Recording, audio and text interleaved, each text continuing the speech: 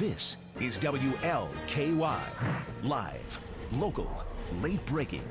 Your complete news coverage for Greater Louisville starts right now. Good morning, I'm Natasha Collins. And I'm Monica Harden. Thank you for joining us this Thursday morning. Right now at 5, the custody battle for the children of a southern Indiana man accused of stabbing his wife to death goes to court today. Police say a woman forged the signatures of nuns to embezzle more than $200,000 from a local charity.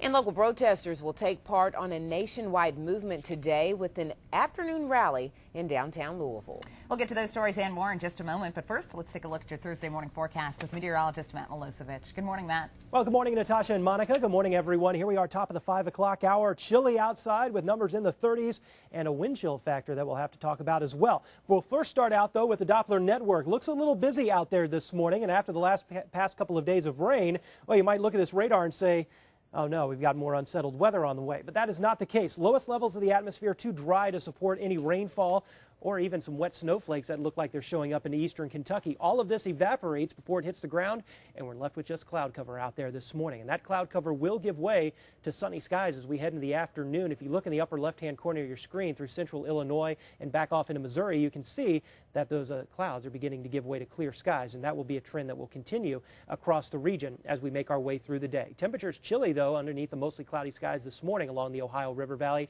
39 degrees at Louisville International, 38 outside our studio doors, and you factor in that north and northwest breeze at 10 miles per hour, and that sends the wind chills down into the lower 30s this morning. So you are going to have to bundle up a little bit before you head out, and we'll be keeping the jackets and coats with us most of the day, as even with the sunshine, high temperatures only get up to 48 degrees, and again with the breeze, it's going to feel more like the lower 40s throughout the afternoon. Now, coming up in your 7-day forecast, we'll look ahead to Friday and the coming weekend, and even peak towards Wednesday, one of the busiest travel days of the year before Thanksgiving, all in your 7-day forecast. But right now at 5:03, we'll send it back to the news desk with Natasha and Monica. Good morning. Good morning, Matt. Thanks a lot. We're following some late breaking news this morning. Police are on the scene of a shooting in Jeffersonville, Indiana. It happened at a convenience store in the 1600 block of Allison Lane. That's where our Marissa Alter's live this morning with the latest. Marissa, what can you tell us?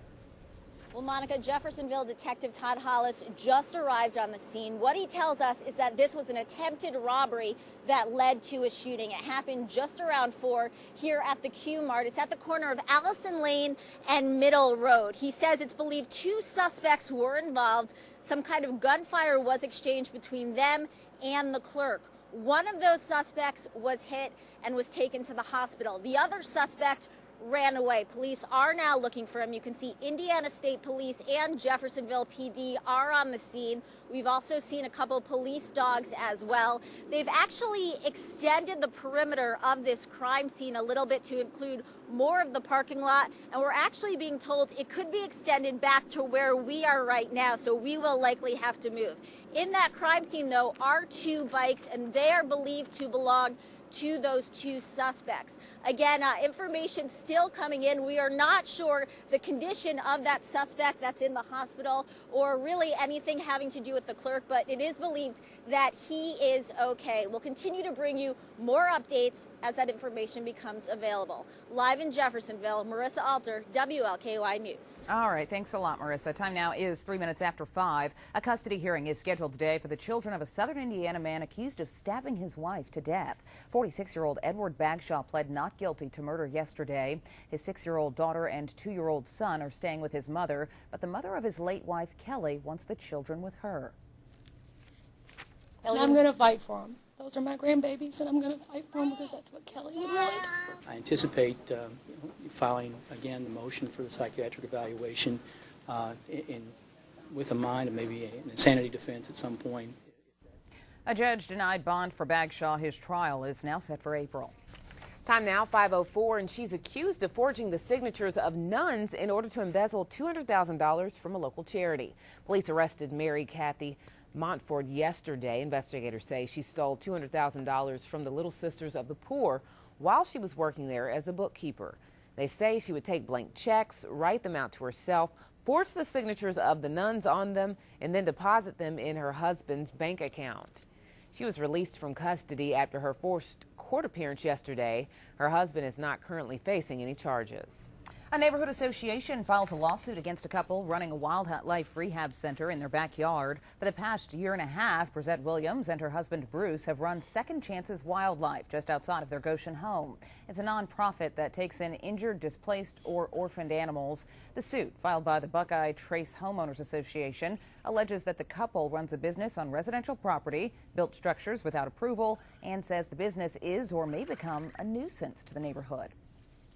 We have not been treated very kindly. I think they are on a personal mission now to rid us altogether. When you move into a neighborhood, you sign on to these are the rules, these are the laws. The association is asking the judge to shut the center down.